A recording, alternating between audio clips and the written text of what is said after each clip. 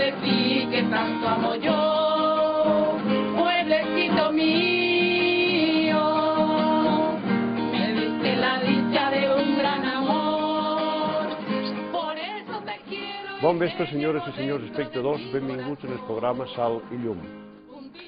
Un equip de 3 persones, format per Noelia Hernández, Laura Molina i Joan Galmés, voluntaris de la Fundació Trobada, han estat enviats al Paraguai per capturar algunes imatges dels projectes que aquesta entitat du al Paraguai i també els projectes de la parròquia de Roque González de Santa Cruz. De tot això vos oferim el següent reportatge.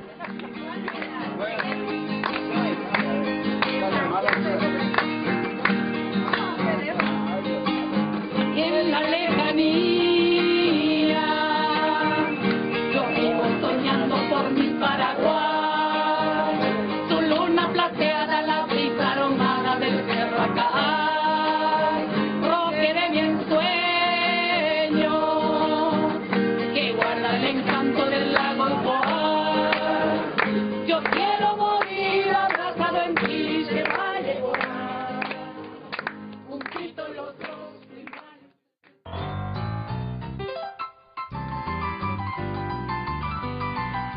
Al Paraguai, la persona que me'l va acollir va ser el capellà Toni Miró i molt amablement mos va deixar casa seva i fins i tot mos va contractar una cuinera perquè provéssim tot el menjar de Paraguai. Vàrem provar bori-bori, mos va fer també una espècie de pilotes que eren, bé, tot, molta cosa amb farina de maïs i tot, la veritat és que tot va ser boníssim. L'hospitalitat de la gent d'allà va ser encantadora, perquè la gent que viu amb Antoni, també que actualment és en Juan Manuel, també tot el temps ens va acompanyar i ens va dur a fer excursions i vàrem anar a un arroyo, vàrem anar també a la fira de Cespo, de Paraguai. En fi, vull dir, amb aquest aspecte va ser fantàstic.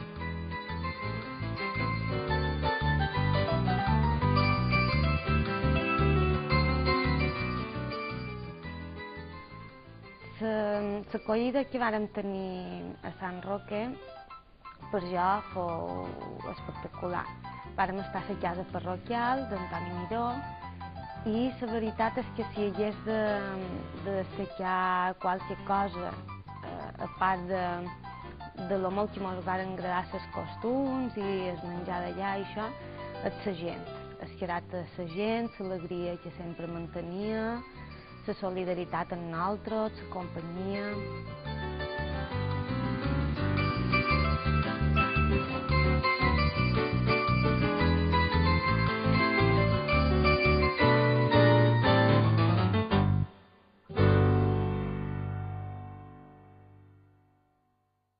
La llengua de Paraguai és el guaraní. El guaraní actualment se veu amenaçat també per l'espanyol. Allà, a Paraguai, la gent xerra en guaraní, quasi tota, sobretot a les zones més rurals. És una llengua indígena i que a mi personalment me va encantar. Algunes paraules allà que vàrem aprendre va ser hola, com estàs, que era va aixepar, o també paraules com gràcies, que era auige.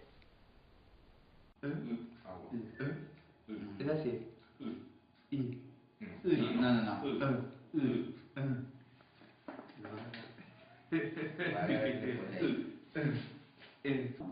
Orepa aponar.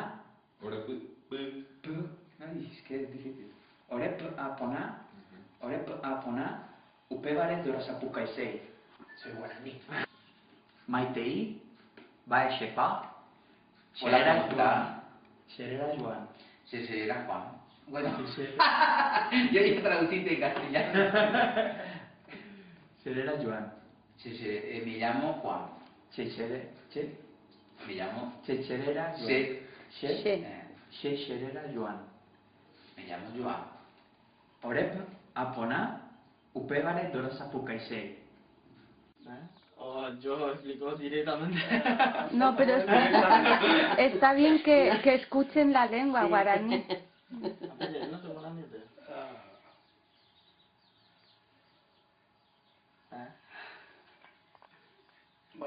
Mare la que referís. Eso vaya por la prima. Tiene por una cara. Mario. La vida es humana, eso de cosas. Bueno, la primera era la fe, la oro y que pide quella de ¿Upeye? para el le dio primero en Moria Juana.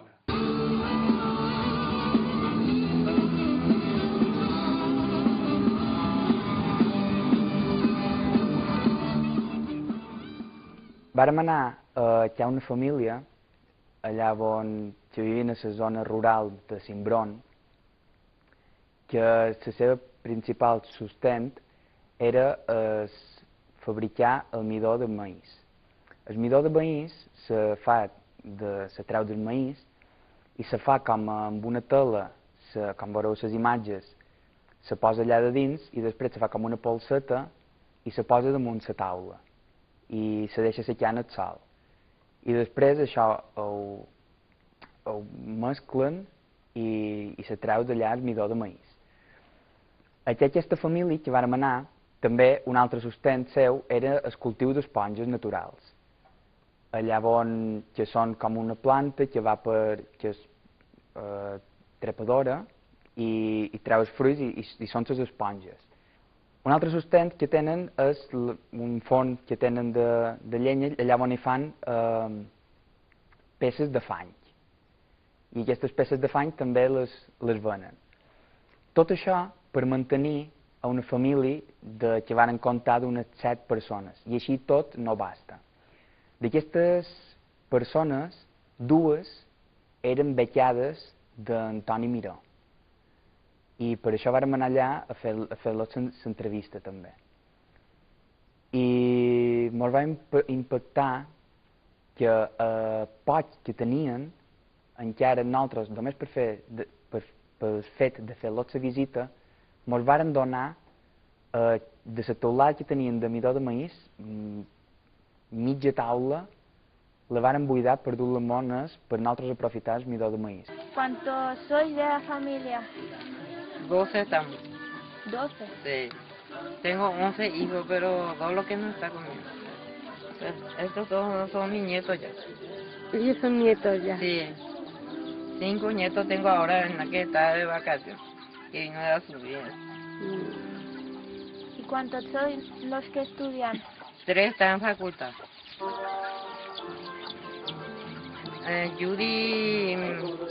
Lourdes está estudiando enfermería y Judy está estudiando psicología.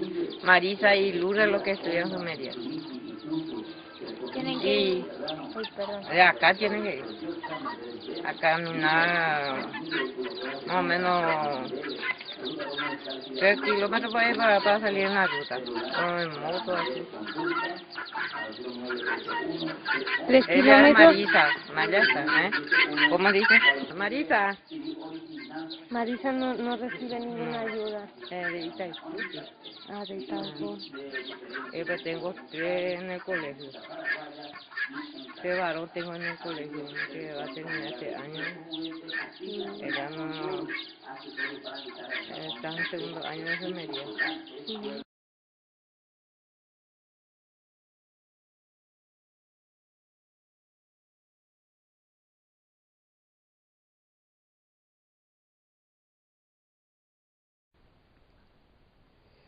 La rutina que vàrem agafar a Paraguai, d'un dia normal i corrent, era aixecar-nos sobre les 6 del matí, cosa que no ens costava gens, perquè com que ja ens hi vàrem acostumar el primer dia a causa del jet lag, no ens va costar gens, berenàvem i després, depenent del dia, la Noelia anava a fer les seves classes o jo anava a fer les meves classes. Les classes duraven de les 8 a les 12. Després, a les 12, 12 i mitja, dinàvem I així teníem el capvespre per aprofitar per fer qualque cosa. Per exemple, hi havia dies que vam anar d'excursió, hi havia dies que ens dedicàvem a gravar el reportatge aquest, hi havia dies que aprofitàvem per preparar més classes, i així vàrem passar més o menys era la nostra rutina de cada dia. Al vespre, també sobre les 8:30, 9, sopàvem, i ja també a les 10:30, 11 anàvem a dormir-nos per l'endemà començar de bell nou una altra cosa.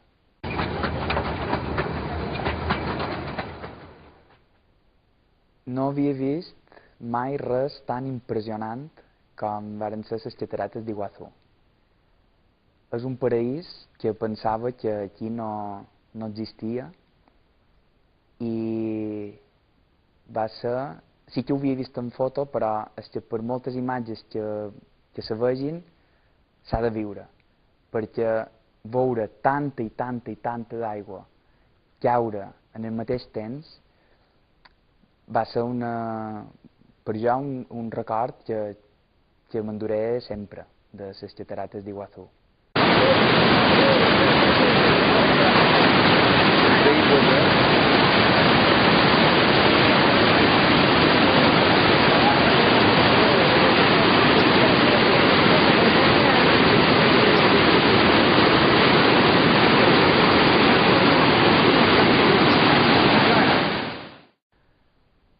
Una excursió que també vàrem fer va ser quan vàrem anar a Itaipú. Itaipú és la central hidroelèctrica més gran del món. I quan ens passejàvem per allà vàrem veure una presa que era impressionant. Allà ens van explicar que aquesta central hidroelèctrica dona subministrament en el 100% de Paraguai i en el 75% de Brasil. I en tant per cent de consum, tota l'electricitat que se genera, només un 7% va cap a Paraguai, que li dona per aquest 100%, i l'altre 93% serveix per cobrir aquest 75% de Brasil. Podría pasar tranquilamente dentro del programa. Empezamos a la derecha, se pueden ver que somos plantas que llevamos de periodos de presión. En el agua cae de una altura de 112 metros, pasa por los tubos hasta llegar abajo en las turbinas para hacer la producción.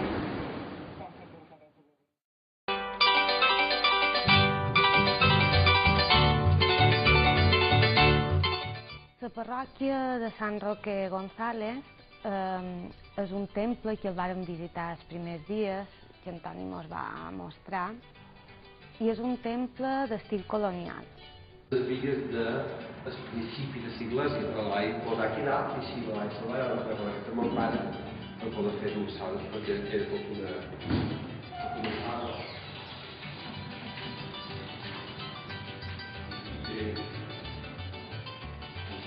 Talles o un manera de fer la part de dalt només i de baix no ho té. També poden vestir-les. És el típic de Paraguai. Ara veuràs l'església, que totes les talles són gairebé així. Aquí se posa una hòstia consagrada i se fa la benedicció. I sempre solen ser d'or i molt brillants, molt vistes. Jo he de fer a l'estil d'aquí. La palmera és el que seria el cobreix, un campesino, una campesina, el rosari, que sempre tenen els rosaris.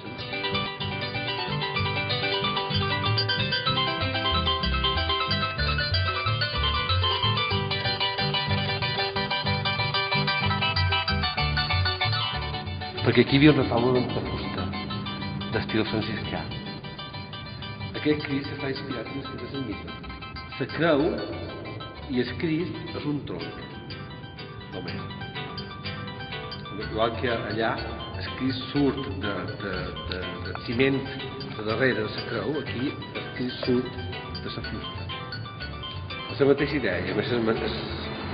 Jo li vaig dur el Crist de l'ermita per copiar, per fer aquest.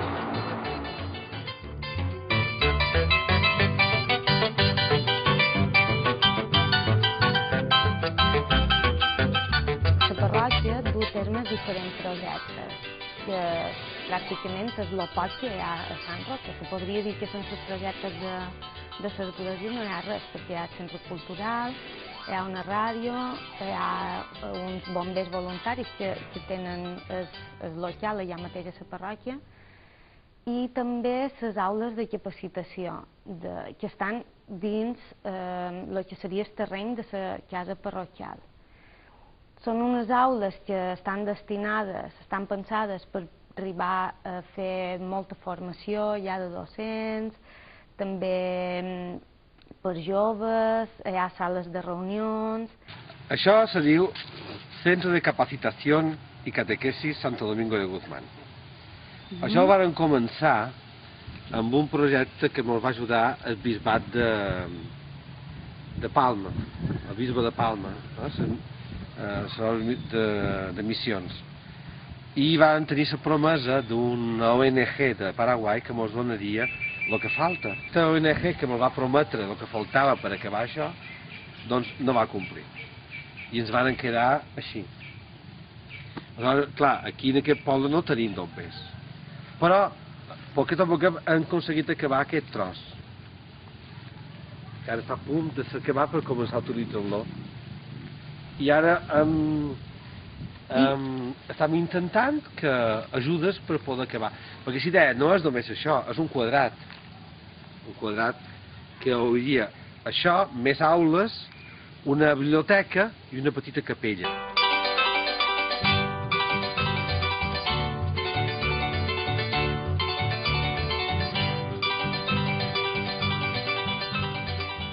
Ara el prioritari, evidentment, és acabar això. Centre de capacitació per fer classes, sobretot de classes de formació professional, coses d'aquestes, per fer reunions, per fer xerrades i també per fer la catequesi en els joves que la fan enmig del pati. I aquí tancat, que està quasi acabat, és un saló de conferències. Una salona de 8x4, que és el que volem acabar tot d'una per poder començar a utilitzar això, i que no se degradi. Han presentat al govern balear un projecte. Han presentat aquí, a Paraguai, el projecte també. L'he presentat i no hi ha manera de que me donin res.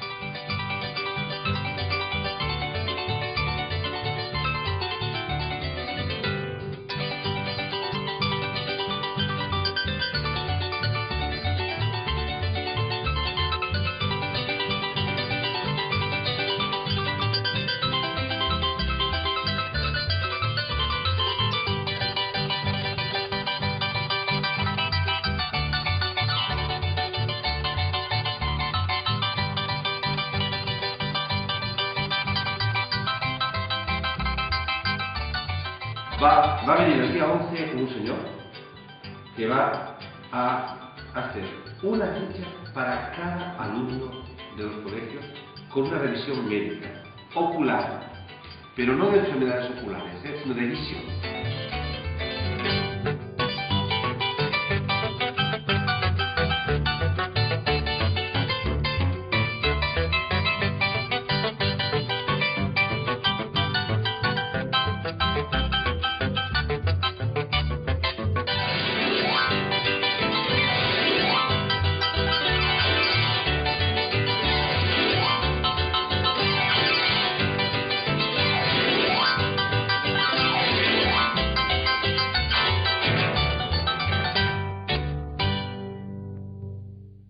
Manolo Cervera, soc de la província d'Alacant, d'Horta, i la meva feina ha sigut durant 39 anys mestre. Quan vam saber que m'havia jubilat, la presidenta de l'ONG, ens coneixíem, Isabel, Visió Sense Fronteres. És una ONG que es dedica a la prevenció de la ceguera evitable. ¿Va a echar para después? Sí, son interesantes.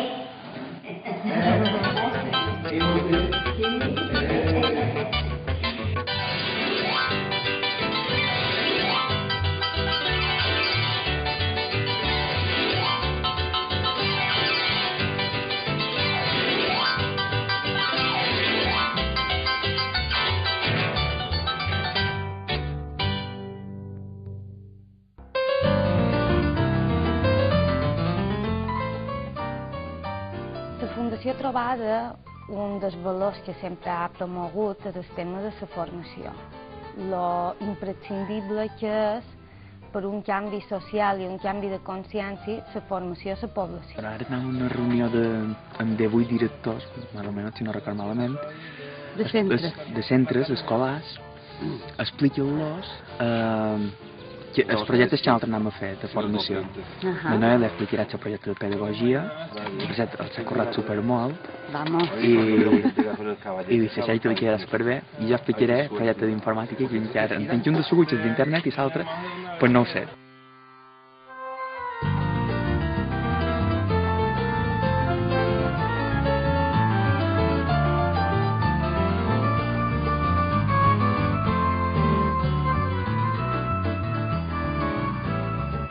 Allà vàrem fer dos cursos distints d'informàtica.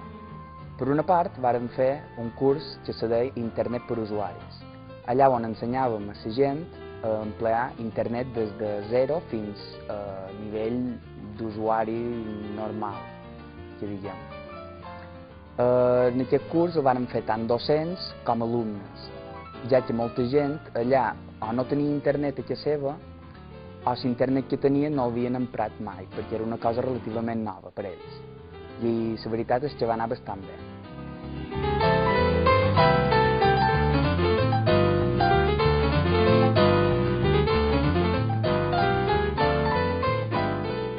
L'altre curs anava enfocat a estudiants superiors, vendrien a ser universitaris, i a docents, que vendria a ser Ofimàtica 2. Que és curs de recursos TIC per estudiants, per docents i estudiants. Aquest curs anava enfocat a l'ofimàtica i fèiem coses de processadors de texto, fulls de càlcul, eines de presentació, i això una mica més en profunditat.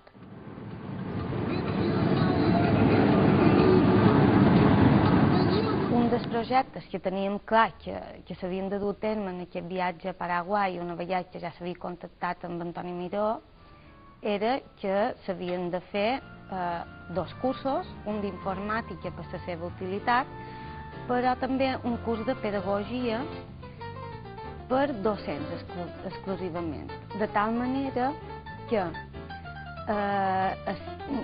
aquest curs de pedagogia havia d'anar destinat a tots aquells casos que hi havia d'infants que tenien problemes d'aprenentatge i de desenvolupament fossin detectats amb més facilitat i poder aplicar recursos que podien ser distints en els típics recursos materials. És a dir, tenir recursos pedagògics per part dels docents per poder ajudar a totes aquelles persones que simplement tenen una dificultat d'aprenentatge, però no per això han d'estar exclosos de l'educació.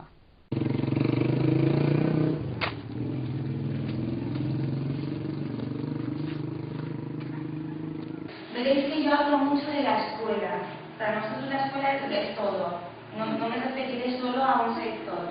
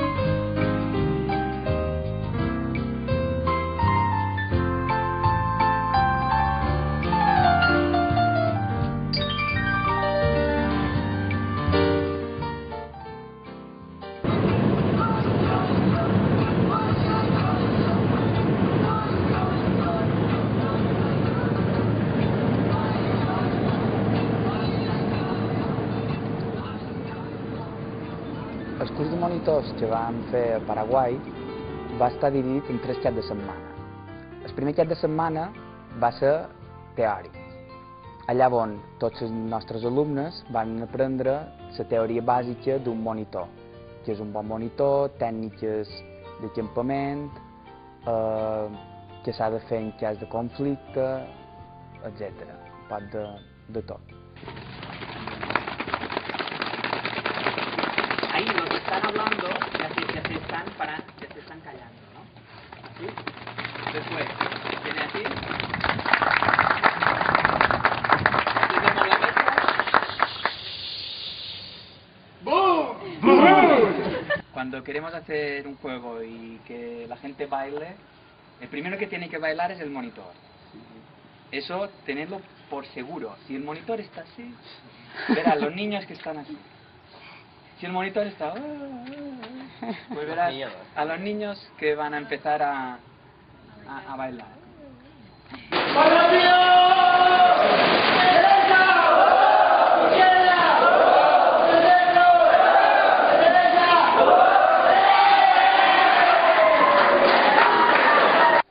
El segon cap de setmana vàrem anar de campament per posar en pràctica l'oprès teòricament, i vàrem anar de campament amb ells, només exclusivament amb els monitors que se treien el títol. I allà vàrem practicar jocs, ells també vàrem fer de monitors i vàrem passar un vespre allà.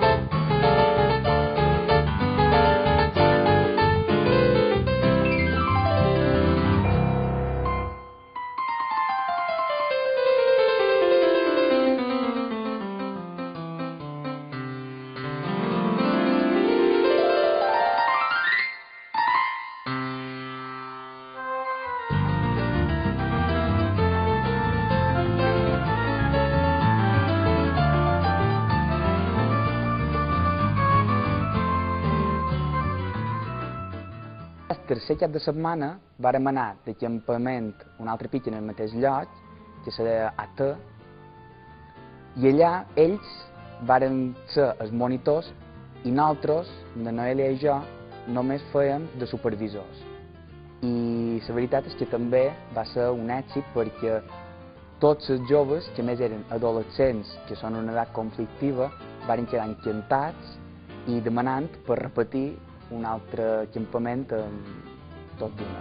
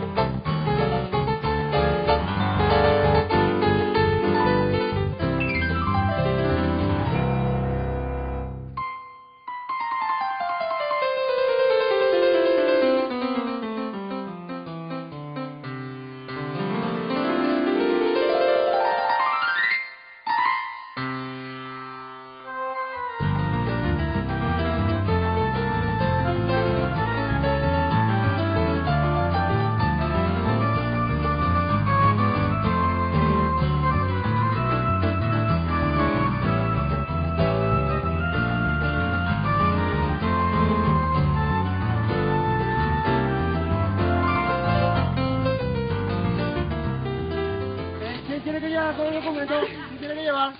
Tú, está acá. Acá. Me tiene que ensuciar. Tú me tienes que ensuciar. Vení, te voy a poner entre la ropa. Vení. Dale.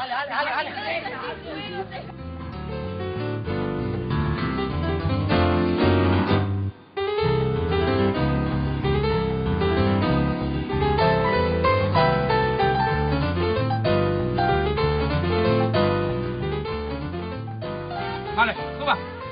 Con la rodilla. Todo con la rodilla. Dale, tranquilo. Dale, Jorge. Vamos, Jorge.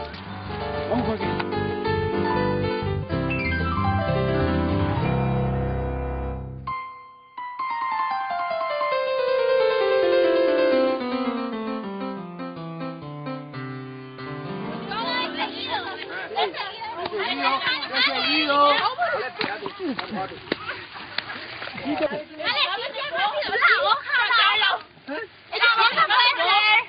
¿En la boca igual? En la boca y van al último grupo, al último.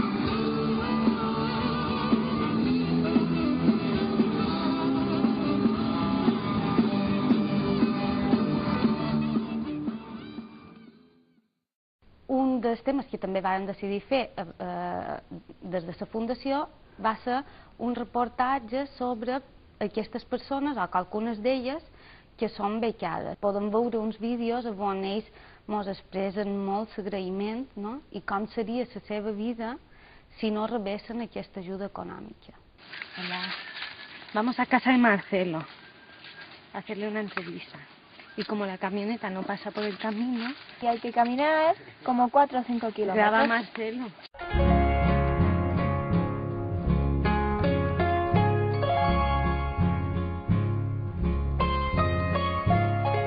Yo me llamo Juan Marcelo Aicus, tengo 20 años, soy de San Roque González de Santa Cruz y estoy estudiando Ingeniería Agroindustrial en la ciudad de Caracas. De Roque, 13 kilómetros. Yo, al igual que yo, hay montones de jóvenes que terminó la secundaria, lo máximo que logran hacer es ir a trabajar a Asunción o a la Argentina y otros países de Sudamérica o de más países. Pero supongamos estadísticamente le ponemos el 90% hace eso, se va a trabajar a otros países o a Asunción. Y el 10% son los que quedamos, a luchar por el pueblo, por un pueblo mejor, por los jóvenes, para que no vuelvan a pasar lo que nosotros estamos pasando. Las becas es una ayuda que nosotros recibimos como estudiantes universitarios. Nosotros, como verán ustedes, nos basamos en la agricultura principalmente, y con eso nos basta. No basta poder seguir una carrera en una universidad, ya sea privada o nacional. Y la beca que la ayuda que conseguimos es que nos da fuerza, nos dan para movernos principalmente del campo a la ciudad y de la ciudad a otra ciudad. Nos hacen un favor enorme, ¿verdad? Porque hay gente que se van a pie, hay gente que tiene vehículos para transportarse, pero los vehículos no se mueven de agua, ¿verdad? Y nos ayuda a poder trasladarnos principalmente, y otros que nos abastece, ya sea copias, la cuota misma, ¿verdad? A mucha gente le ayuda. Les beques per estudiants universitaris que se gestionen des de la Fundació se duen a terme gràcies a una sèrie de persones que fan unes donacions mensuals. Mi nombre es Diego Ramírez Ovelar, soy de Roque González, del pueblo. Con las cuestiones de las becas que nosotros recibimos de la gente de Mallorca, somos como aproximadamente más de 60 chicos que somos seleccionados por las carreras y las posibilidades que tenemos para poder estudiar. Con la cuestión de traslado y los gastos que tenemos en guaraníes creo que semanalmente gastamos 100.000 guaraníes en el traslado, ya sea combustible, pasaje y otros gastos que tenemos que en euros serían aproximadamente a 25 o 30 euros semanales. Y eso calculamos que lo sacamos mensualmente, como mínimo gastamos un 500.000 guaraníes, que en euros sería más de 100 euros. Y para nosotros cuesta muchísimo hacer ese trabajo, ese estudio, porque no tenemos posibilidades de poder estudiar, no tenemos, como había mencionado uno de los compañeros, de que somos de la clase media para abajo, de las posibilidades que podemos estudiar. Uno que trabaja en un empleo, ya sea como funcionario público, gana 1.500.000 guaraníes. En euros no sabía decirle el costo exacto. pero un joven que trabaja en un campo, en una chacra, semanalmente saca a 25 o 30 mil guaraníes por día, y cuesta mucho porque no tenemos esa posibilidad de ir a estudiar por la dificultad que tenemos del traslado y el costo que lleva para ir a estudiar a otros pueblos. S'envien en Antoni Miró perquè ell faci una tria, malauradament, perquè no la poden rebre tots, una tria d'aquelles famílies que més necessiten una ajuda perquè els seus fills puguin accedir a estudis superiors.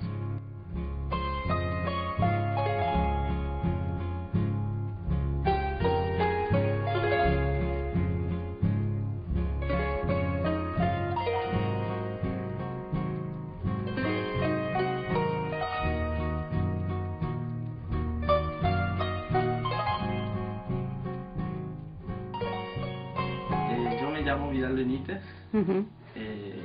tengo 23 años, estudio en la Universidad Católica de Carapeguá, cuarto año de contabilidad.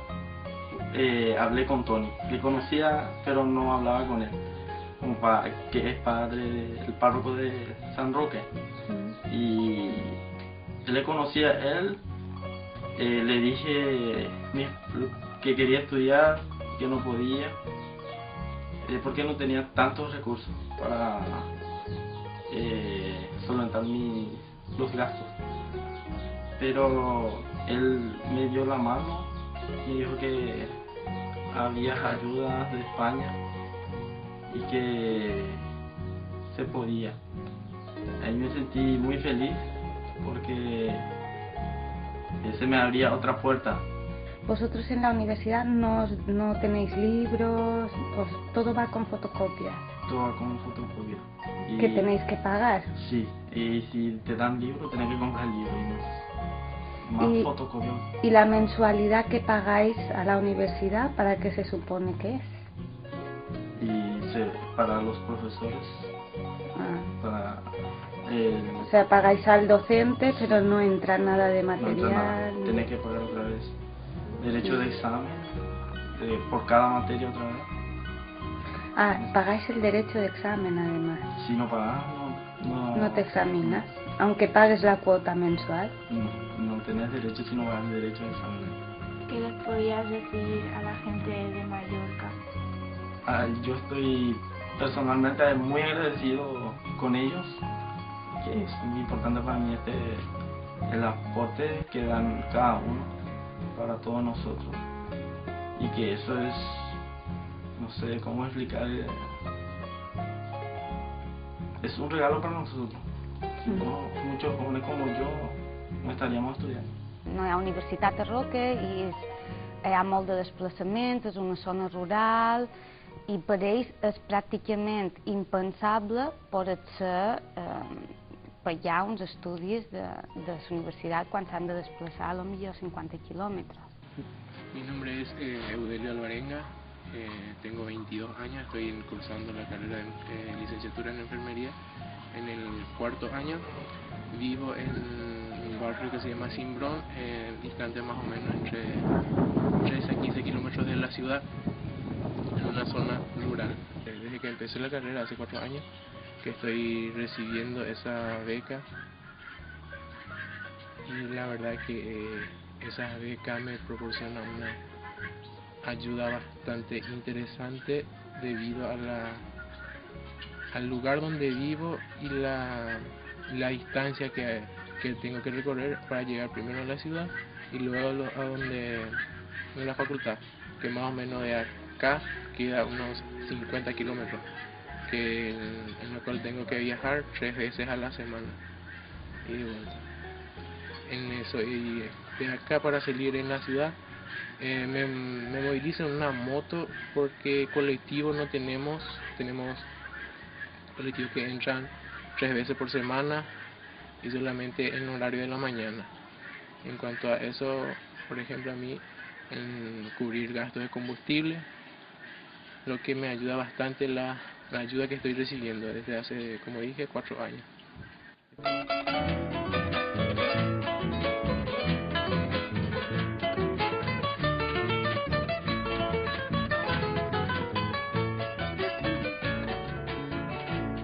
yukumba e porava shepu agui agalkuba Uwi pora pe moiva Yegua cara motupa Usururenda guemisha Owe guga e huecoeva Bebui minta que tu seba Meresa guaraga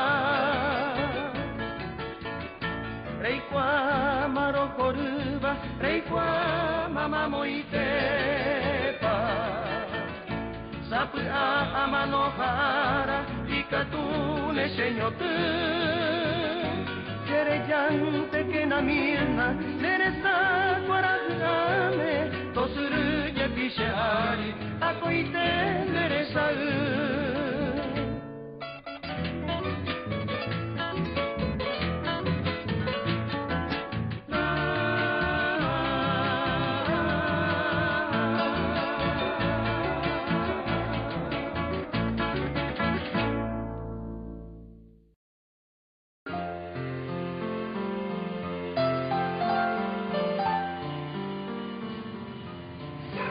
Bueno, aquí tenemos a Teresa y a Génesis. Génesis, saluda. Hola. A Juan. Saluda. Hola. ¿Cuántos años tienes? 2 añitos, sí. Así no va. Durant la nostra estància a Paraguai vàrem conèixer una família que ens va arribar molt i que la Fundació se va comprometre a fer qualque cosa per millorar la situació que ells vivien. No? És un matrimoni molt jove que tenen 2 fills i un dels fills és una nineta que li diuen Génesis i té 2 anys. Aquesta nina va néixer amb un problema de moltes malformacions dels òrgans interiors. L'aparell reproductor no el té, per tant necessita fer les seves necessitats amb un teat a la panxa. També té problemes en el ranyó, un que ja no li funciona i l'altre que ja està patint molt per la feina que ha de fer de més. El diagnóstico que le dieron a ella que es múltiples malformaciones, la cual tiene una colostomía, una vesicostomía y problemas renales, que es lo más importante que lo más urgente, lo más urgente que tenemos que resolver. Como le digo, la colostomía es la parte del intestino que ella tiene afuera del costado de la pancita, que es donde ella defeca, y la vesicostomía es donde ella orina. O sea, el tema está en que los aparatos genitales no los tiene. No los tiene, sí, así mismo. Sí. Solamente por dentro se ve que es la parte que más se formó, es la parte que va a ser de la nena. Sí.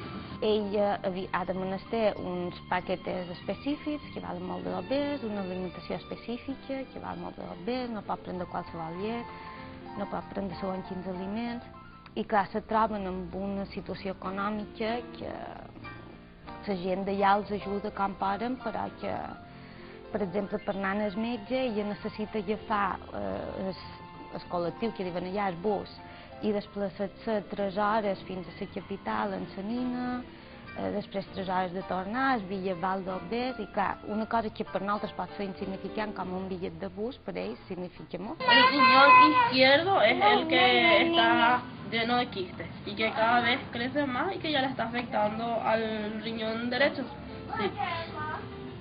Y eso es lo primero que hay que operar. Sí.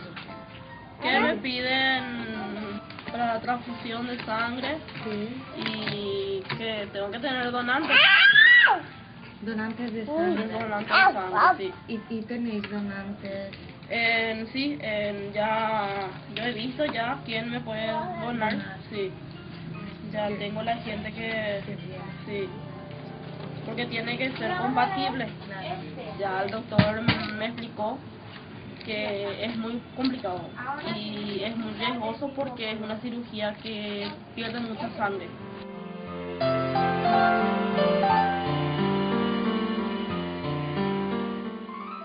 Una de les coses en les que ens varen comprometre era aconseguir uns dobbers per realitzar l'operació més urgent que té ara, que és la dels ronyons. No? És una operació que ens van dir que era molt complicada, que a més requeria transfusions de sang en gran quantitat i ens van dir que haurien de menester més o manco entre 3 i 4.000 euros. Això sense tenir en compte tot el que hi ha de seguir necessitant per l'alimentació, per les medicines, que ja tot és caríssim per ells. Per tant, supos que aviat farem qualque acte, però sobretot volem fer una crida per si hi ha una mà solidària que vulgui ajudar en el cas de la Génesis. Esta es la realidad de una familia de Roque, que les queda un camino muy largo por hacer y muy costoso. Entonces, nosotros desde la Fundación queremos comprometernos e intentar conseguir lo máximo que podamos, porque como bien nos explica Teresa, no basta con poco porque va a durar mucho y son varias operaciones y mucho medicamento y muchos pañales a propósito para el problema que tiene Xene, una alimentación especial y si casi para una familia en Roque es difícil la subsistencia sin ningún tipo de problema así, pues imaginamos que en este caso aún se dificultan más. Así es.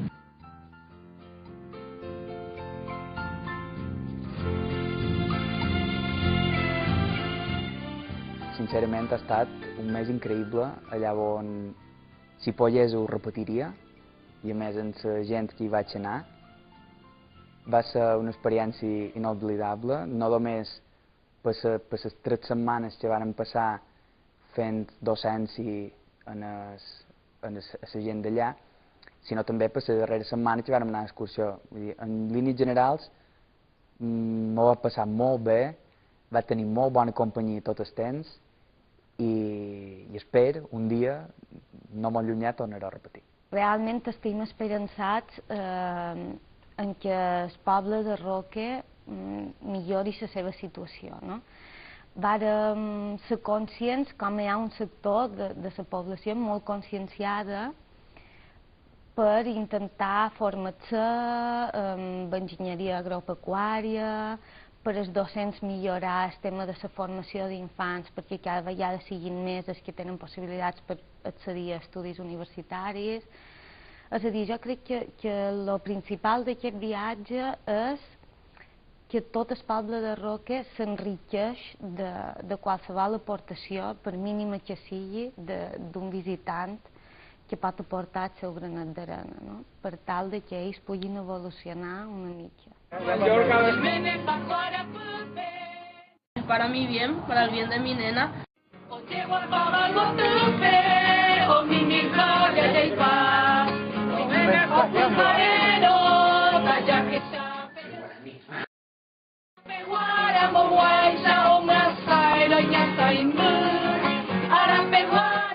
Nos hacen un favor enorme, ¿verdad?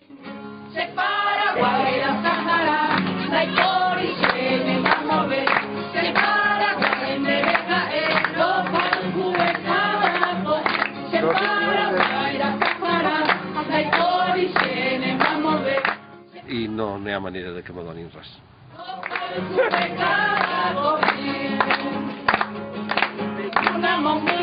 Hablé con Tony, él me dio la mano.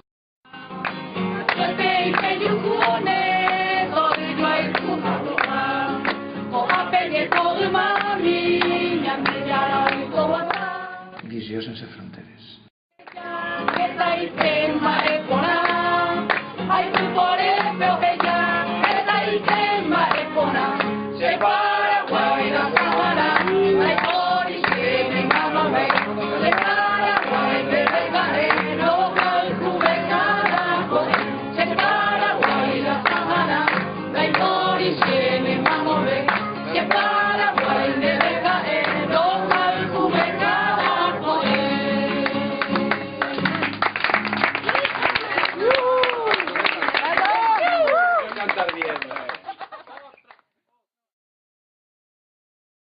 En fi, vull dir, amb aquest aspecte va ser fantàstic.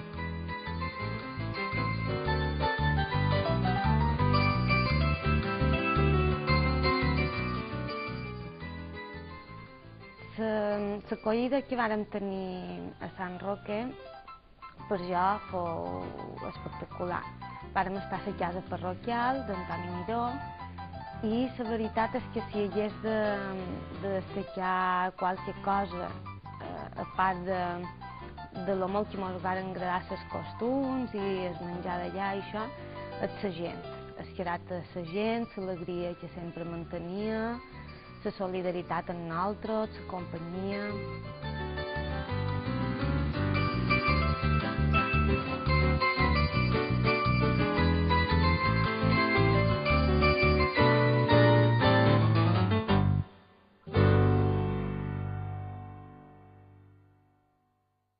La llengua de Paraguai és el guaraní. El guaraní actualment se veu amenaçat també per l'espanyol. Allà, a Paraguai, la gent xerra en guaraní, quasi tota, sobretot a les zones més rurals. És una llengua indígena i que a mi personalment me va encantar. Algunes paraules allà que vàrem aprendre va ser hola com estàs, que era va aixepar, o també paraules com gràcies, que era uige. És així. No.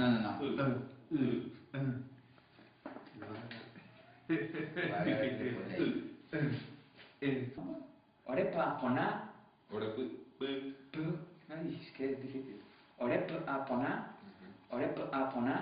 Més, voluntaris de la Fundació Trobada han estat enviats al Paraguai per capturar algunes imatges dels projectes que aquesta entitat du al Paraguai i també els projectes de la parròquia de Roque González de Santa Cruz.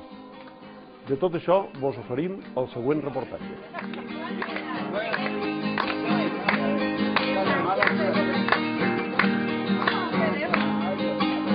En la lejanía yo vivo soñando por mi Paraguay, su luna plateada, la brisa aromada del cerro Acá, Roque de mi ensueño que guarda el encanto del lago Igual. Yo quiero morir abrazado en ti, se va a llevar juntitos los dos.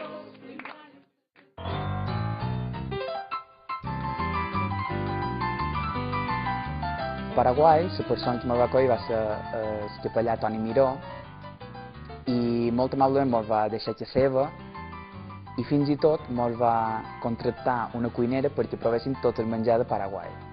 Vàrem provar bori-bori, ens va fer també una espècie de pilotes que eren, bé, tot, molta cosa amb farina de maïs i tot, la veritat és que tot va ser boníssim. L'hospitalitat de la gent d'allà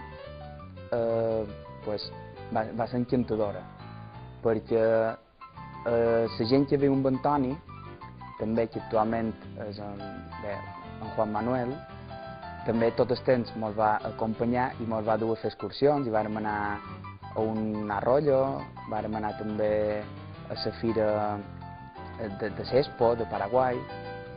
Upebare de Orasapucaisei, soy guaraní. Maitei, Baexepa, Xerera Juan. Xerera Juan. Xerera Juan. Bueno, yo ya traduciste en castellano. Xerera Juan. Me llamo Juan. Me llamo Xerera Juan. Xerera Juan. Me llamo Juan. Orep Apona. Upebare de Orasapucaisei. Yo explico directamente. No, pero está bien que escuchen la lengua guaraní.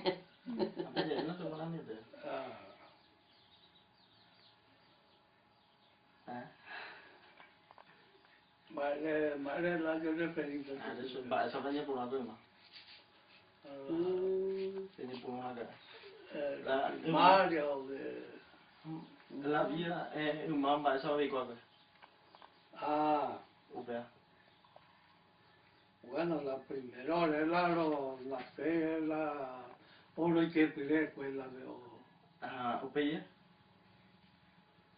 Para el lado le dio primero la Moria Juana.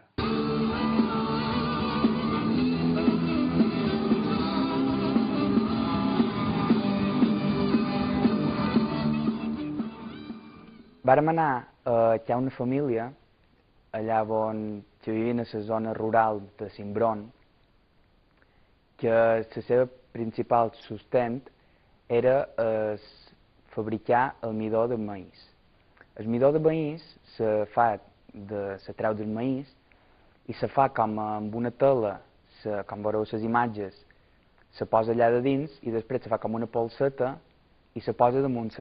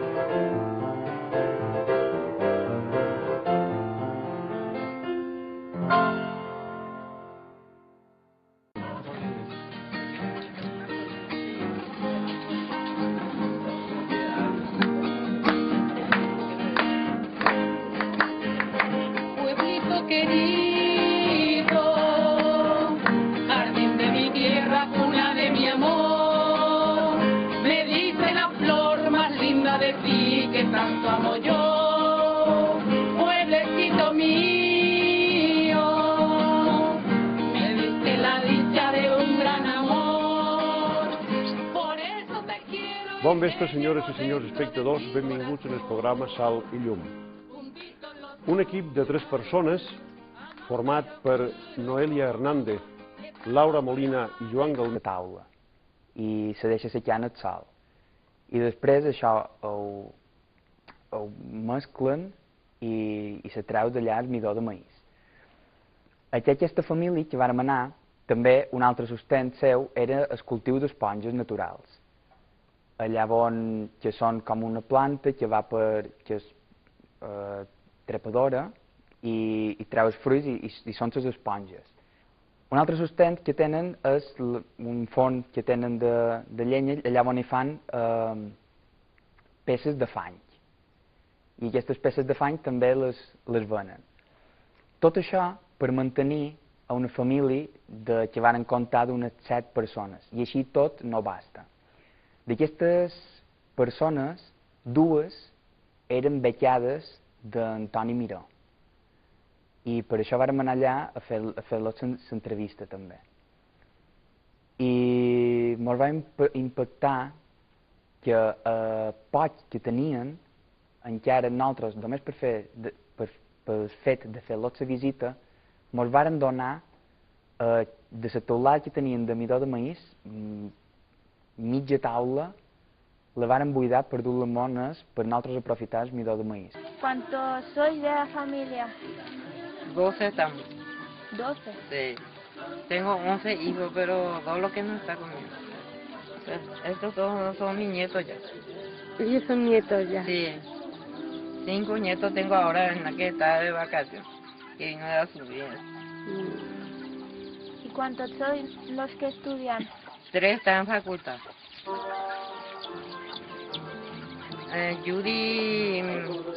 Lourdes está estudiando enfermería y Judy está estudiando psicología.